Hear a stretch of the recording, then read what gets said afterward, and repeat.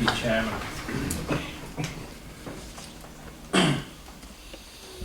It's a pleasure to be here this evening to address everybody. Thank you, everybody, member of the public. Thank you, Council. It's reassuring to see that the new administration has embraced the public mood and committed to dealing with what is the greatest challenge facing humanity. It's all the more encouraging when you contrast this with the reaction back in January when I presented my original petition, and the proposal of the declaration was dismissed as hyperbole and not worthy of anything ultimately than fine words and ambition. But that's in the past. The focus now turns to the future and how we move forward from here.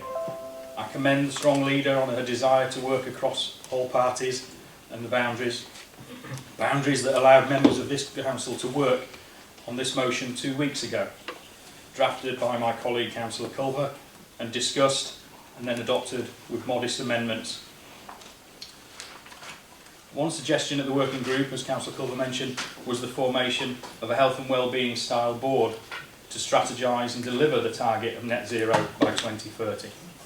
My colleagues and I on the Lib Dem benches welcome this as further evidence of the need and the willingness to work together across all our parties.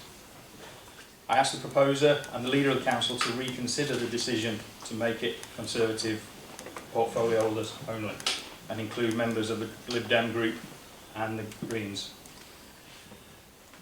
Some of the members of the public here tonight have to have confidence in the process, and that transparency and cross-party working and involvement will add to that accountability and transparency. Much emphasis is made by the Conservatives on the responsibilities both here in West Berkshire and nationally on personal accountability. That is important and we can all play our part. How many of the council members have given up flying as the part of their responsibility to commit to a zero carbon future?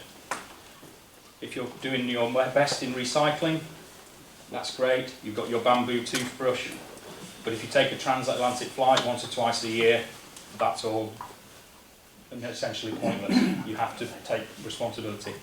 So Heathrow is not compatible, and the expansion of Heathrow is not compatible with that. So, it's against this empty commitment that we witnessed back in March. The public roundly rejected on 2nd of May, and we are now embracing the wishes of the public with this motion. And this motion is merely the first step. We need to be innovative, ambitious, but above all serious in our actions. Half measures are not going to cut it.